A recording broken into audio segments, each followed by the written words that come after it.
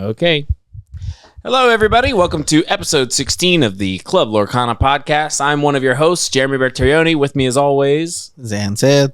And today we are going to talk about the set championships. We're going to talk a little bit about the metagame. I think you and I are kind of fighting a little bit about the metagame. And, I like to begin the podcast with sort of like a snapshot of the metagame. So why don't you tell me if you learned anything from the set championships? What'd you learn? Just play green steel. Just play green steel. What about all the other options we talked about last week? We had red blue as a top contender. You could also maybe play red purple. Yeah, so I mean, the thought process is red blue is a great deck, but playing the mirror match, no matter how good of a player you are, you can't really gain an edge. And I think that Moyen, from Podkana, great player. Also, I think number 2 in the race for this new tournament that Pavel's going to be running. Basically, he got 65th place, but he was talking about he got 2-0'd. Right. And he got 2-0'd by Blue-Red, which was playing Chicha. And basically, I think the lesson that you learn is like, when you play Blue-Red, there's games that you just can't control the outcome, and there's gonna be some blue-red players that are more teched out for the field, and there's some that are gonna be more teched out for the mirror. And I feel like I just don't want to like go into top 64, play against a blue-red that was more teched out for the mirror, and just lose to them and there's no way for me to like outskill my opponent. So talk to me about your snapshot of the metagame with regards to you're on green steel. Now, how does that look moving forward? Because how do you think the meta is going to adapt to green steel? That's something that's really bothering me because I've almost locked in green steel with Seattle. I actually even literally had a dream about it last night that I was going to play green steel in Seattle. Holy moly, that's a good sign. I guess so. I was a little stressed out. I also ate an omelet that had gnocchi in it. Pretty good. Anyway, but I'm worried. Wait, shouldn't it be a gnocchi that had omelet in it? No, the gnocchi is like the little potato ones. Yeah. There's not usually stuff in, or sometimes there's stuff in there, but usually it's served like with a soup or whatever. Yeah, but I've always thought of gnocchi as the pasta. Gnocchi is like a little potato ball of pasta. It's not like a ravioli. Yeah, no, but the whole dish is like gnocchi. Like, I thought gnocchi would be plural, like the pasta. The dish. What are you talking about? But you're just talking about the singular? Yeah, that's like a little gnocchi. But the omelet. The omelet has a bunch of those in it. Okay, gotcha. I was thinking that it was like a ravioli dish with omelet on top of it. No, it was like an omelet, but like baked into the omelet was some cheese and little gnocchis. Okay, now I've got the full picture. And also, I'm playing green steel in Seattle. Great. It was a great dream. I woke up and I was like, that was great. So we got to look for that specific dish. But first of all, it doesn't exist. Second of all, I don't really know why. And then third of all, what my concern is that playing the best deck going into the field and like the known best deck, because I think after set championships, people are really going to catch on. It's not the known best deck. Okay. It's not the known best deck. Why don't you tell me, like, what do you think most people think, and what are some decisions that are going to lead them to play different decks in Seattle? I got to watch a lot of players play the green steel deck. Okay. And I felt like the difference between them winning games and not winning games was a skill disparity. Right? And that's a skill that they need to develop before Seattle. Well, maybe they will. They've had time to practice. I don't think that they're going to be able to without Pixelborn. Without Pixelborn, that's crazy. They are not going to be able to develop the skill. Just think about, let's just like rewind for a second. I'm going to Seattle. I call you guys because I'm coming in on Thursday. You guys have been there since Wednesday. I call the boys. I'm like, ring, ring, ring, ring. Can you guys test this green steel deck? And you're like, yeah, sure, I can test this green steel deck. I feel like I was a little more... I feel like I was a little enthusiastic about it. And then they're testing green steel. They call me back. Hey Zan, we can't win. It sucks. It's terrible. It's bad. It can't beat blue red. I'm like, what the hell? We have permanently put green steel on the play because it can never be blue red. That is the words that I heard. Mm-hmm. I get to the Airbnb. I'm like, okay, I'm playing green steel. You're playing blue red. What is the outcome? It was still pretty good of us to put the deck together. No, of course, but I just win straight 5 in a row, and I'm like, this deck is busted. And the response was, we weren't doing some of the stuff that you were doing. Right. Which is fair. But I think that I was able to help you guys catch up. And I'm going to keep helping you guys push forward. But who's helping everybody else? I'm putting out content and trying to help everybody catch up. Yeah, you published the deck guide. But it still takes more work than that. It takes more work than watching a deck guide? Yes. Okay, well, I'm a Kindle fan now. His are easy. I read the deck guide. I win the set championships. Well, Red Purple has a whole blueprint that's existed from kind of day one. It's not like Red Purple was invented by Kindle. Right? I didn't invent Green Steel, but the way that this version is being played is a lot more tit for tat. It's not a Bucky style version where you're just overwhelmed. Like your opponent sees the tidal wave that's coming and is like trying to prepare to survive. In this one, it's like, oh, your deck looks like it sucks. All of a sudden, you have no cards. They have 1,000 cards and you're dead. Are we sure Red Purple wasn't invented by Kindle? Yes. Who did invent Red Purple? I feel like it's a Build-A-Bear deck. Who is Satoshi but of Lorcana, where the Satoshi is the guy that built It's Red Ryan Purple. Miller. It's Ryan Miller built Red Purple. Yeah, it's a Build-A-Bear deck. Do you mean like it's a pre-built deck? It's like Yeah. a pre-con deck? Basically. Okay. That makes sense. Okay, so I think that I'm still concerned that people are going to tune towards the green steel decks. What do you think decks in the metagame are going to do to adapt to green steel? So there's two ways they can angle it, right? Number one is target Diablo.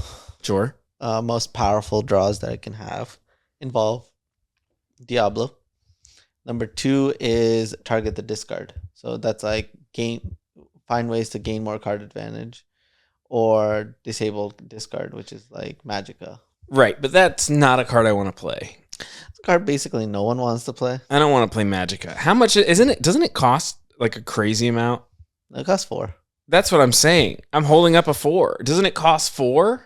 Yeah, it does. Okay, you can't play 4 drops because you have to play Merlin the Rabbits. You have to play a bunch of goats, Queen's Castle. Yep. I mean, you can't just play a purple 4 drop. Basically, in order to deal with the discard side of things, you end up making your matchup against other things worse. I do think that a clear counter is Amethyst Chromacon. Shut up. It is, though.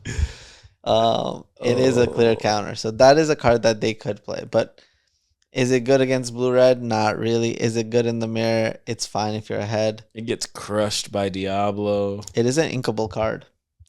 But the game always starts after Diablo dies. So I think that the way to do it is to really target Diablo as much as you can. Yeah, that's what people think is the best way. Yeah, I mean, I played against Red Purple a lot this past weekend. Great. They tried to kill my Diablo and then they died. And I also felt like whenever they were trying to kill Diablo, if I ever had Hidden Cove, all their plans just fell apart. Okay, really quick for everybody, and then we can be done with the metagame segment. Run through the top 5 decks of the metagame for me. Green Steel, Blue Red, Red Purple, Yellow Steel. Yeah. And Green Purple. Green, purple, and that's like, I think, a faraway bottom. It's just such a dog against Green Steel. I mean, Blue Steel's on the rise. Yeah, that's true. People are saying that Blue Steel beats Green Steel on Twitter, by the way. Yeah, but also the pilots are not. We're not getting good data, right? If there was a tournament that was going on and it was like me playing Green Steel and Jonathan Lamb, that's the name, right? Yep. Jonathan Lamb playing Blue Steel, then and we play a 10-game set. we're getting great data, but I don't think that we're getting great data with what we got. I saw a guy who was playing. There was a blue steel mirror at set championships, and one guy had 4 Cogsworth on his side of the battlefield. He was like, "How could I ever lose?" And the guy was like, "Oh, this is so good." And I was like, "I wish I was playing you guys' game. That looks like so much fun." Yeah. You guys are slamming your dudes in a Basically, plane. the way you think about blue steel is like, let's say you pull up Jonathan Lamb's list. You're like, how does this deck ever beat Hiram Flaversham? Mm-hmm. When you ask yourself that question, then you're like, I probably shouldn't play this deck because the number one most played deck is still going to be blue red. Okay. And I think that there's no way for you to tweak that in order to be better against blue red while playing blue steel. All right. So there you go. That's a metagame snapshot. I wanted to get to something. So you recently won DLC Vegas, and you remarked that you were disappointed because there was no hardware associated, no trophy. Yes. You sought to make this a little better. I heard that you attended DreamHack in Atlanta. I did. You played in the Friday Constructed event. Tell them what you won. I actually forgot about that, but I won a gold ingot. You won a gold medal. Yeah, it's technically an ingot. Because there's no lanyard, but once you put a lanyard through it, it'll be a medal. It will be a medal.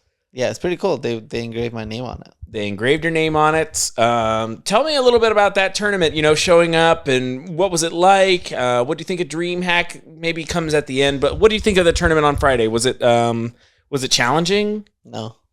Dan, you're supposed to maybe pretend to be humble. It was challenging. I mean, you were my most challenging opponent. We had a tough one. You two owed me, to be fair, but I feel like the games were close. They were close.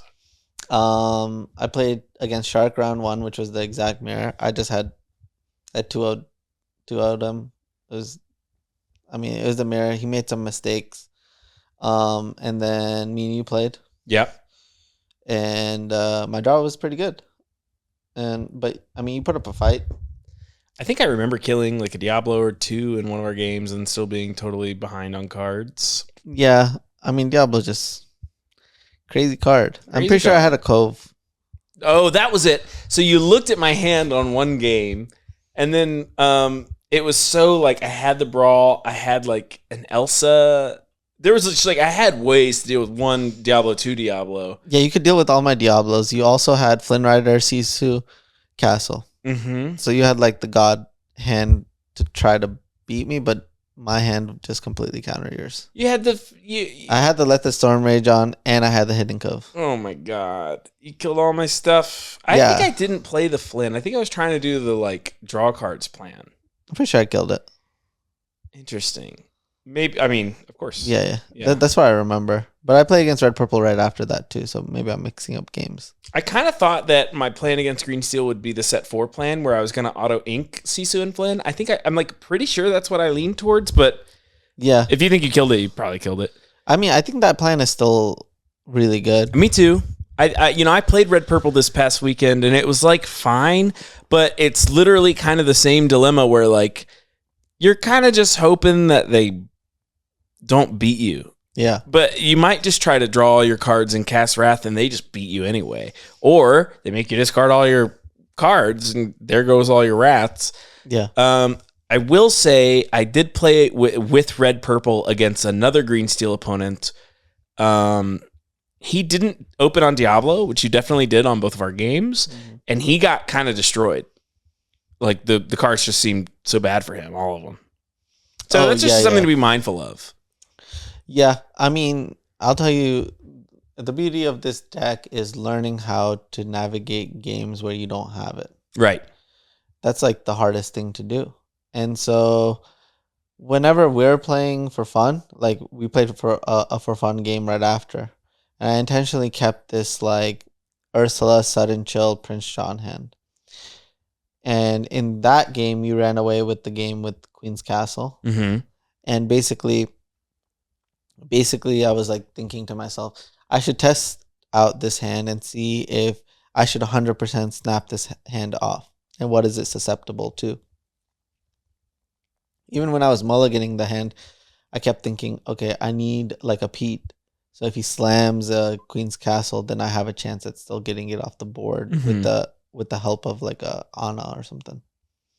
So yeah, that's basically what I like to do when we're testing is like I'll keep hands that are not exactly perfect, because then when it comes to the real game, let's say we're playing in, I don't have to like question it when it happens in the actual tournament. Right. In my first round, I played against Purple Red of Top 64 in Vegas, and I mulliganed like all 7 cards, and I ended up with this hand. And I looked at but I also had Diablo 1 without Diablo 3. And I looked at my opponent's hand, and I just saw the God hand. They had a 1-drop, 2-drop, 3-drop, 4-drop with Brawl. And they had Flynn Rider, Sisu. And basically, I had to go for a Hail Mary. I ended up going with the Morph into Beast Play. Nice. And I ended up winning that game. And that was my Hail Mary. If they brawled my Morph, then I lost on the spot. Would have lost. But they played a Sisu and tried to be aggressive, and I was able to steal the game. Yeah, I think against Green Steel that I'm fully on set 4 plan. Those are the games where I think I get the closest is when I'm trying to just draw cards. I don't like Flynn Rider against Let the Storm Rage on decks. I pretty much try to never put it into play. I don't like it against Amber Steel. I don't like it against Green Steel. So it's surprising to me when you're like, I killed the Flynn. I was like, okay, maybe I wasn't on it yet. I'm surprised. Yeah, it might have been my next opponent who I think ended up playing triple Flynn. Oh. And they played 2 Sisus. So they went like Flynn Rider, Sisu. And then I went, obviously, Diablo, Shift Diablo. And went Let the Storm Rage on, and then shoot the Sisu with other Let the Storm Rage on. Here's what I'll say. What I want to do against Steel is make these cards bad. I want to make Strength of a Raging Fire and Let the Storm Rage on bad. I just don't want them to be good the whole game. So that's like my goal. Putting 3 Flynn Riders on the board, they're all going to get killed or outclassed. Or I could have lost. So what happened was they went Flynn Rider on 2, Sisu on 3, on 4, double Flynn Rider. On 5, they went Sisu. And I had the Diablo that was sticking around, so my cards were infinite. I think I'm going to play my Dallas 60 for the Seattle. Play red-purple with Peter Pan Shadow Finders. Yeah, I don't think it's terrible. I just think that, how do I put this? I think that, okay, ask me what is my worst matchup with Green Steel. It's the mirror. It's the mirror, right? I told you. I just said that. Yep, it's the mirror. I feel confident that I have a good a positive win rate against every other deck in the format. Right. So what is the percentage of Green Steel that we think we're going to see? Honestly, people look to you as the best Lorcana player, and they know you're on Green Steel. I think that alone is going to cause people to, maybe at least minimum 15%. Okay, it was 6% in Vegas. Oh, wow. It's going to be a lot more. And then in, what do you call it? In Birmingham, it was 3% or 2%. I don't want to count. Or maybe Birmingham. 1%. Yeah. But basically what I'm saying is like let's just think about it. It's like one of the most underrepresented decks. Right, but it's you do this podcast, you posted an Emerald Steel deck guide. People in the world that are playing Lorcana that are going to big event, look at your Dreamborn. Yep. I mean, that's just fact. It's true. So that's like a factor. People know that you're on this deck. That's but 10%. Do you think that I don't think that we're gonna make it to 20 though. I'd said minimum 15. Yeah, my number is at 15. 10 to 15. I want to say, optimistically, we're gonna end up at 15. Okay. If we ended up at 20, then we have a slightly different conversation. But I will say 15. Is there anything that a Green Steel deck should do to tech for the mirror? No. We had people playing Prince John's mirror in testing. Oh my God. Well, what do you want me to say, buddy? Don't do that. People are trying to get an edge. I get it. There's got to be some play that card. There's got to be some big what about 7-mana Cinderella? No. Terrible. Terrible. Bad. Even. It's really bad. Basically, you in these tournaments, you need your deck to be as consistent as possible. You don't have the wiggle room in games for your deck to do something freaking random and Hail Mary a win. Like you're stuck at 5 and you drew a Cinderella, and now you're like, oh, my you have card to is ask so yourself, bad. what did the Cinderella replace? It replaced a Tinkerbell. Yeah. In Ryan's case, it replaced a Tinkerbell, which means that if you have that in your hand and you're playing against green purple, the game's over. I almost want more Tinkerbells.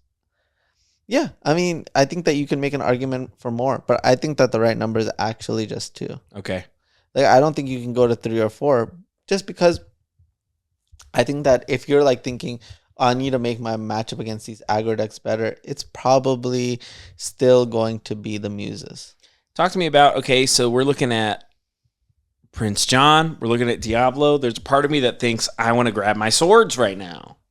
Yeah, I mean, I think that people want to, but Grab Your Swords is going to be great in Amber Steel, but it's not going to be good in Green Steel because you just made your matchup against the best decks worse, right? Yeah, so, you're playing against red blue or red purple, and you have a grab your sword. You're just gonna. So if you look at these tournaments, you can say easily that blue red is going to be the most popular. Red purple is probably going to stay consistently at 20%, and Amber Steel, I think, is still going to consistently stay at 20%. I don't think that it's going to be the number 2 deck anymore.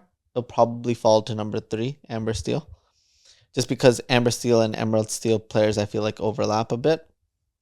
And so what we can say is this is probably going to be the 4th most popular deck. If you look at, what do you call it? Grab Your Sword. It is a complete dead card against blue-red. Yeah. And it's also dead against red-purple majority of the time. And blue steel. It is dead against blue steel as well, which will probably be a 10% deck. Fan favorite and comes back whenever green steel is the major player. People think it's good against green steel. Yeah, I mean, I think that's always the case. But the other thing you want to think about is how, like, when can it be in your hand? It has to be in your hand the moment it's good to cast it. It shouldn't be in your hand before or after. So that means you have like a very short window to draw this card and be like, okay, it's time for me to play it. Because if you have it in your opening hand, like turn 1, 2, and 3, there's a liability factor that it could get sniped by Ursula. It's not like you want Be Prepared in your hand when you're playing red purple. You want it in your deck. Exactly. You want it right when you need it. Exactly. So how many like Grab Your Swords are you willing to play to tune this 15% matchup?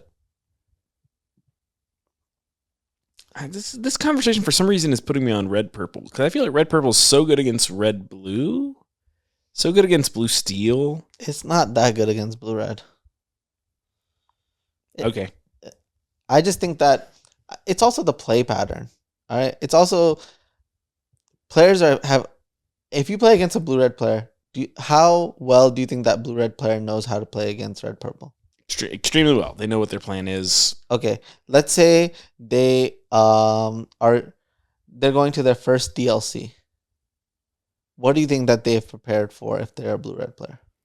I mean, at this point, it's got to have been green steel and red purple. I don't think that they will get a good idea of how to play against green steel. Right, because they'll play against bad green steel players and conclude that it's a 100% win rate matchup. So the best deck for conversion rate is going to be green steel. Oh my gosh. And if you think about the results, some of the data that we got was that amber green was a great conversion rate for Vegas. But I also think that it's a very difficult deck to play against properly. I think your first match loss with green steel ever was amber green. It was, but I won't give it to the deck. I'll give it to my bad draws. And I was just warranted bad draws. Thought you were going to give it to Aquamilk, the player. I mean, Aquamilk is not bad, but I did play him in Swiss and I 2-0'd him. right? And then I lost one too. So over the course of the weekend, he won 2 and I won 3. Mm-hmm. I just didn't win them in the right order, Sure. right? So I think that, if we were to play 100 times, I think that I would still win probably 70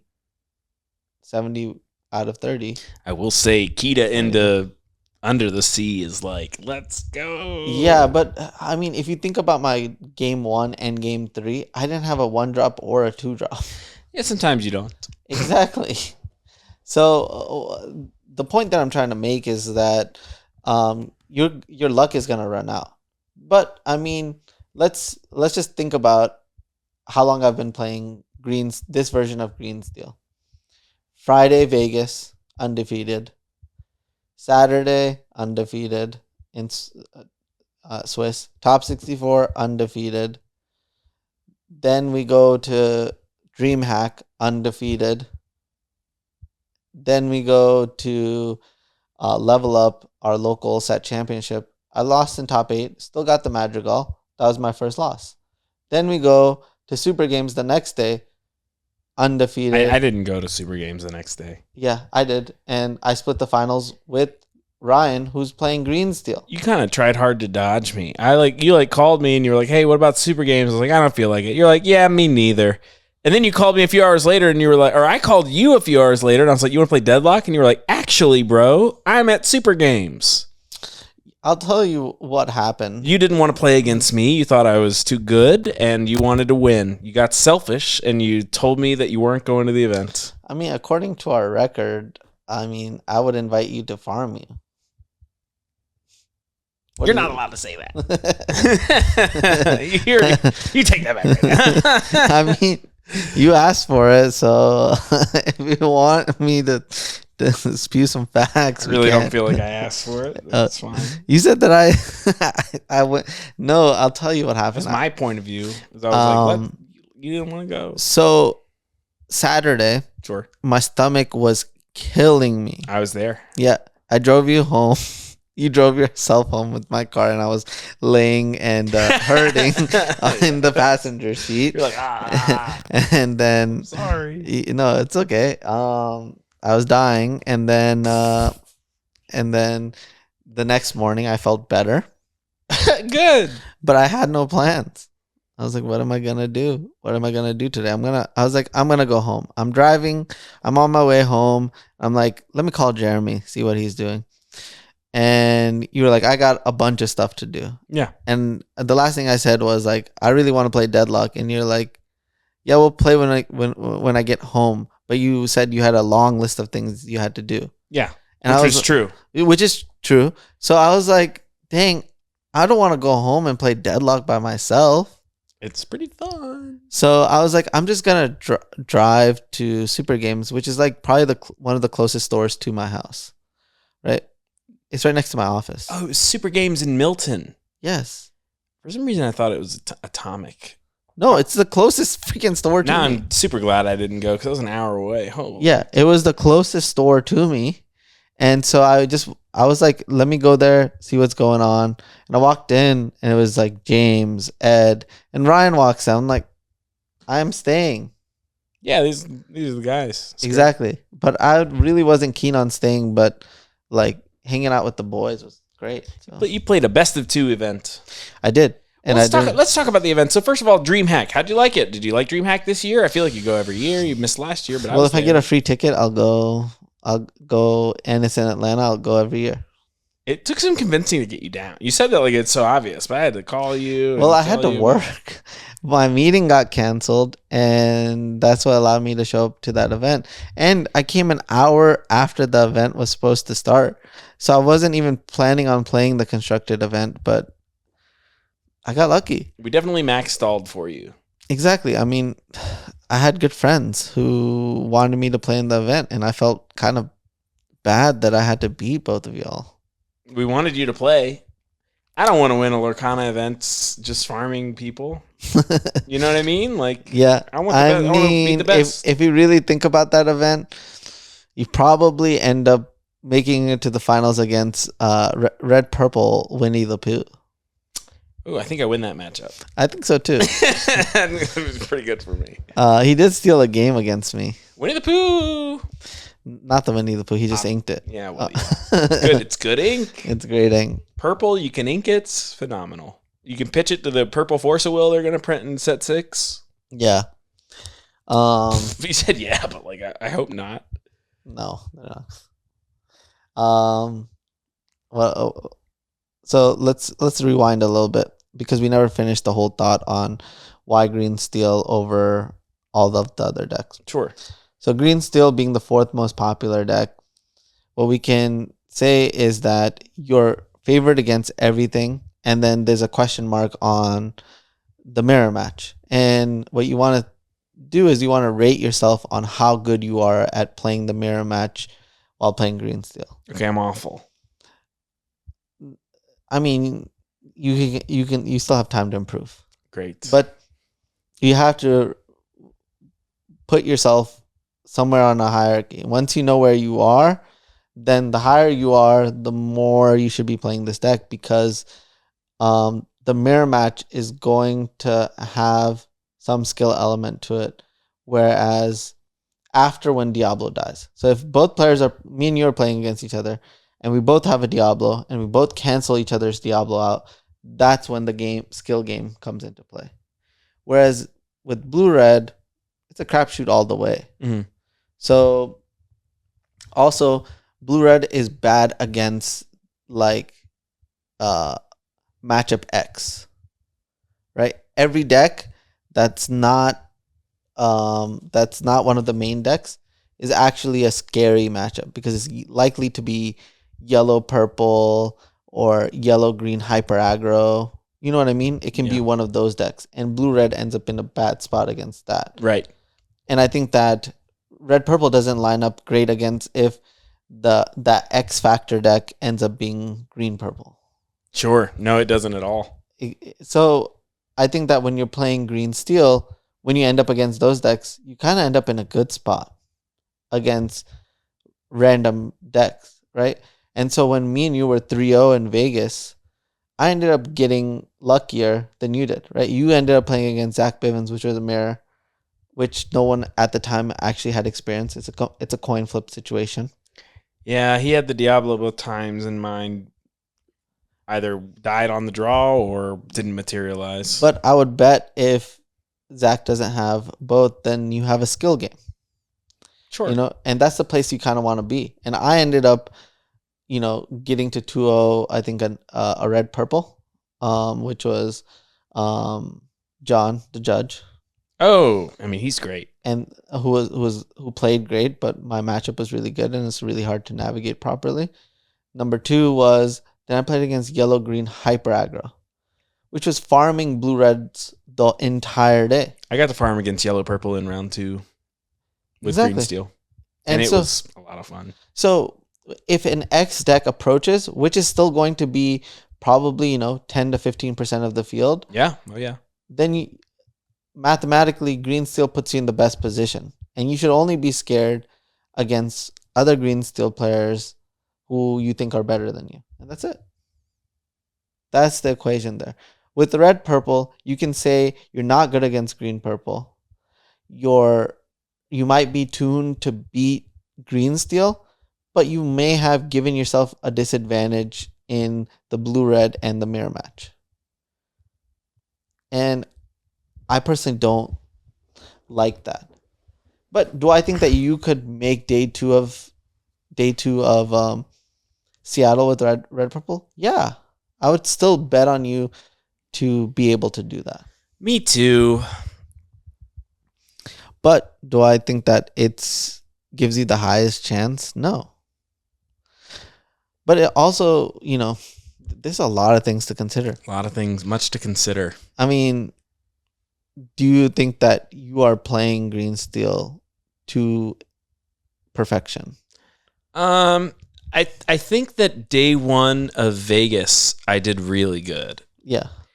I only played against one mirror. Yeah. Which is the only spot where I feel like sometimes I feel like more often than I should in the mirror, I feel totally behind. Like I just got totally avalanched on, and all my guys died, and none of their guys died, and they just beat me 20-0. I feel like that happens to me more often than it should. I'm mulligan really aggressive for Diablo. I'm wondering if I should maybe try to keep like some burn spells or Ursula's to like play those halfway game. I don't know. Before you went into that match, the one thing I told you was like Ursula is really good. Yeah. Also, I knew that Zach wasn't playing Ursula. I don't know which Ursula you're talking about. 3-drop. 3-drop Ursula, really good. Yep, because it can bring you back against Diablo and any other shenanigans. Yeah, I just don't think I ever like got there that my Ursula could ever untap. I think I was going for it, but I mostly just got buried by Diablo 2 games in a row. And that can just happen. After mulliganing super hard for Diablo and missing. Yeah, and that can just happen. You know, you still have to have some level of luck to do well at these tournaments. I did get in Zach's head and he missed 2 Diablo triggers. That is cool. I did the Muses trick after a little while, but I was so far behind that it didn't matter. Yeah, but I will say, like, for most people, that you want to feel good and happy about what you're playing. You know? So whatever that deck is that makes you feel good and happy, whether it's red, purple, whether it's green, steel, blue, red, or even if it's a deck that doesn't fit, like, I wouldn't advise you to play green steel if it just makes you feel icky or not capable of getting there. I mean, I like it. We're gonna have 2 weeks. I think I'm gonna use that time to try to mostly be holding green steel. It's also kind of tricky because I don't have a green steel deck nailed down. I feel like I have no way to get one. My plan, honestly, is so. This is true. Ryan's wife still doesn't know that he's going to Seattle. Oh my god. Because it's right when they get back from their Guatemala trip. So I want to talk to Ryan, hold his green steel deck for in case he welches on Seattle, which I feel like he might. Yeah. And then I get to play Ryan's green steel deck. I mean, dude, I got so many green steel cards. I don't think I follow. I have four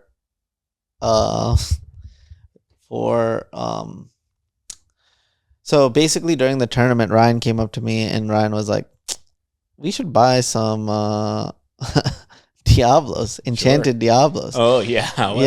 What a fun idea. So we went on some enchanted Diablos. Like we bought out a bunch of enchanted Diablos for a really cheap price, and now they're like, I think that they're $260. I don't know. And I think that our average was between $150 and $130.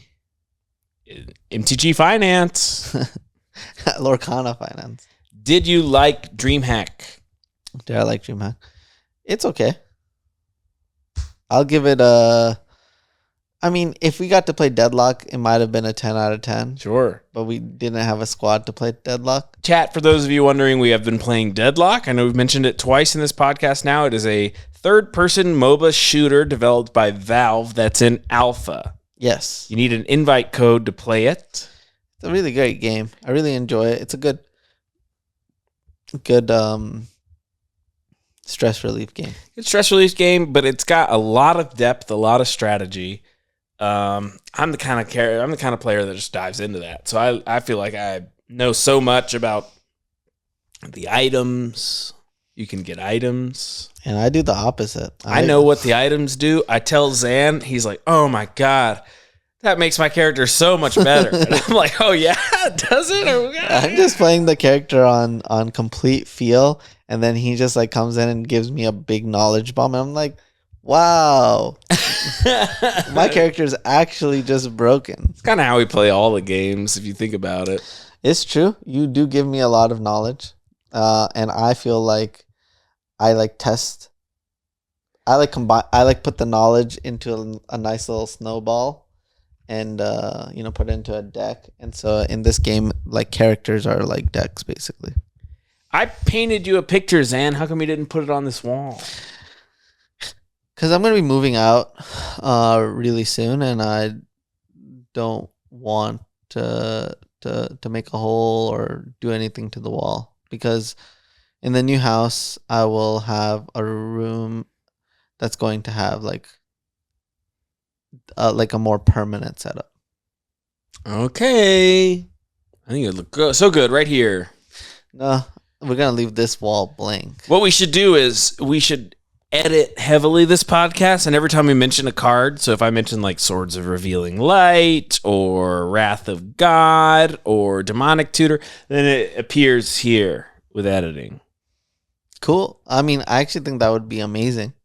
I mean, dude, you're more than welcome to edit if you would like. I think that we can do like a little test run of like, let's do a edited version and see if it gets more views. Oh, I'm not gonna do it. Okay. I'm not doing it.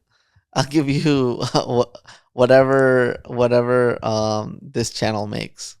Ooh. If you want that. If you wanted to do that. If you ever felt like it. Right. The channel's your greatest asset though.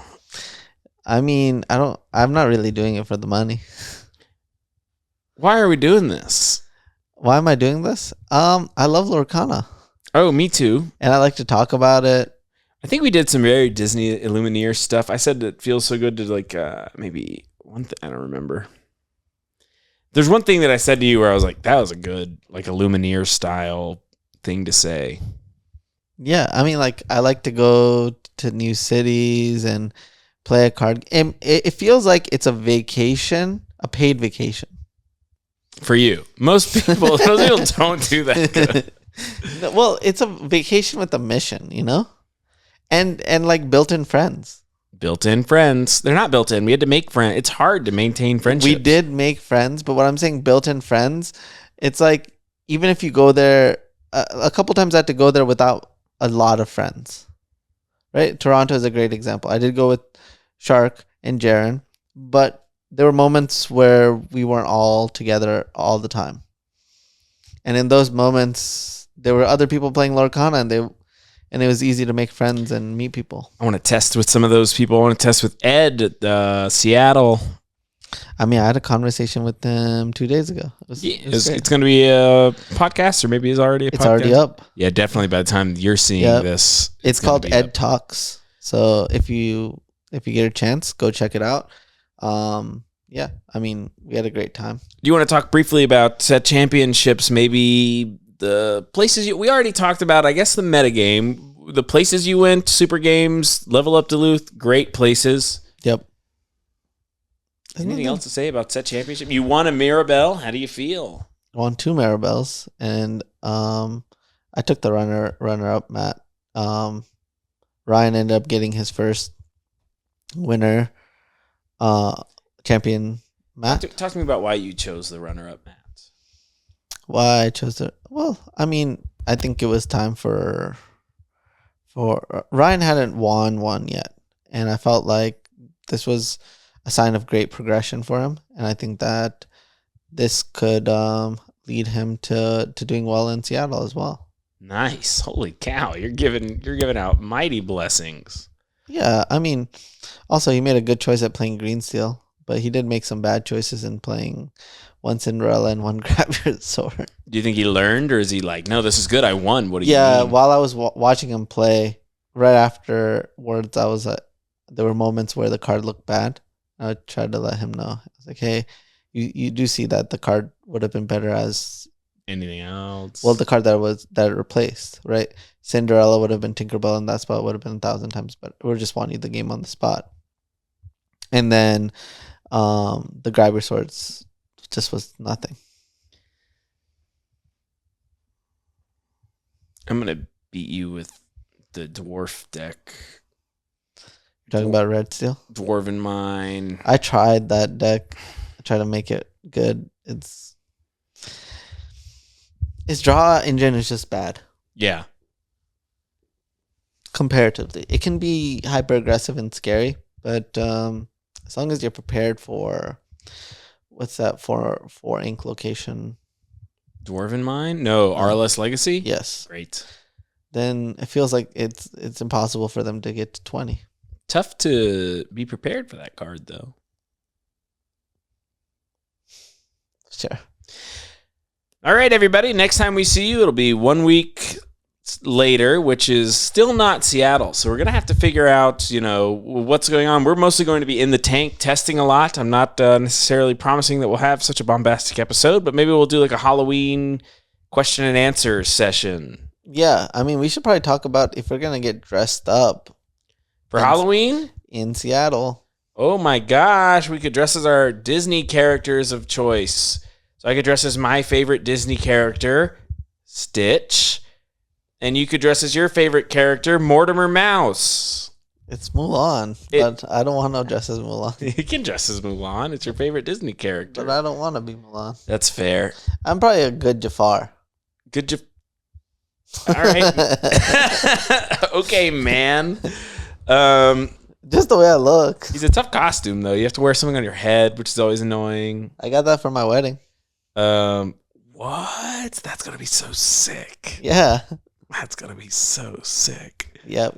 Wedding coming up. It's in January. Yep. You're looking at the best man and MC, probably the most important person in the wedding. If I had to guess, I can't think of two Jeremy more important is the people. Best man, and it'll be 1 week before Worlds. So probably at the wedding we'll be testing.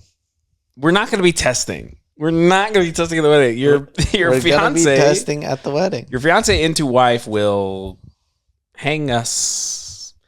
No, she'll support us. She'll support us. Once she sees that sick money on the line, they don't care. Sad, heartbreak. I won Vegas, and the reaction was like, whatever. Of course. Good job. Good job. When are you gonna finish? When are you gonna be done? When are you gonna be done? Right. Like never. I'm gonna play card games. I have so much fun, dude. We've been having a blast the past few weeks. Yeah, dude. Honestly, it's like a dopamine crash because it's like, I don't know. I had a blast yesterday. We played Deadlock. I got to be Bebop, shoot a big hyper beam at everybody. At the end of our last game, I was like, that was awesome. Yeah, you're really good with Bebop. I think that what's important in Deadlock is just understanding the builds. So at first I hated Bebop. And because I have such a tough time with like, okay, you hook and then you bomb and then you punch them away and then you shoot them. And it's like so rough. But one thing you can do is you can build Bebop in such a way to where you just press 4. And as long as you're good at that hyper beam, that's what you're doing. And that's an aspect of the character that I really understand. That's basically like Green Steel. Yeah. Perfect. All right. On that note, Jeremy, where can they find you? You can find me on Twitter at MoxJeremy. Please follow me. I need more followers. They got a gun to my head. They got a gun to my butt. I need more followers on Twitter. You can find me on TikTok, the same one, MOXJeremy. And then, Zam, where can they find you? Right here. Thanks for watching. We'll see you next time. Bye. Bye.